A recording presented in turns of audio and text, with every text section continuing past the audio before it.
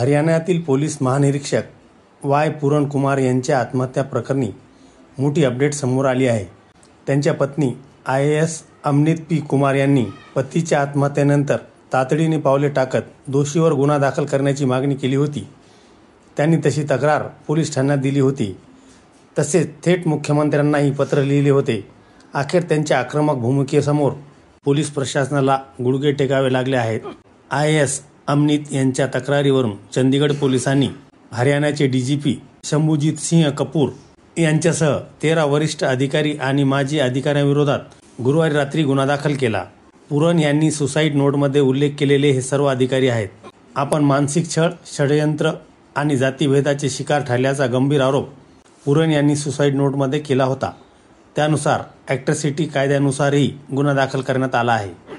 गुन्हा दाखल करण्यात आलेल्या 13 अधिकाऱ्यांमध्ये 9 IPS आणि 2 IAS अधिकाऱ्यांचा समावेश आहे, तर 2 निवृत्त अधिकारी या यादीत आहेत.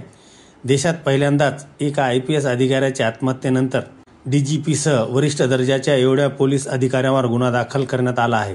IPS पूरण यांच्या आत्महत्येवेळी त्यांच्या पत्नी अमनीत या मुख्यमंत्री नायब सैनी यांच्यासोबत जपान दौऱ्यावर होत्या. तिथून परतताच त्यांनी पतीच्या पोस्टमॉर्टमबाबत ठाम भूमिका घेत सुसाईड नोटमध्ये उल्लेख असलेल्या प्रत्येकावर गुन्हा दाखल करण्याची मागणी केली होती. त्याशिवाय पोस्टमॉर्टम होऊ देणार नाही असेही त्यांनी म्हटल्याचे समोर आले होते. त्यानंतर गुरुवारी रात्री गुन्हा दाखल करून तपास सुरू करण्यात आला आहे.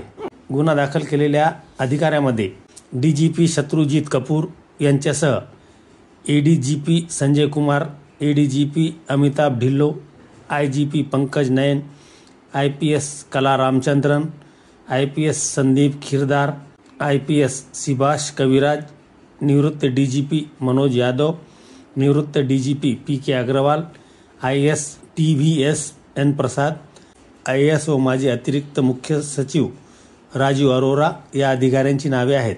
अमनीत कुमार यांनी मुख्यमंत्र्यांना लिहिलेल्या पत्रात 4 मागण्या केल्या आहेत.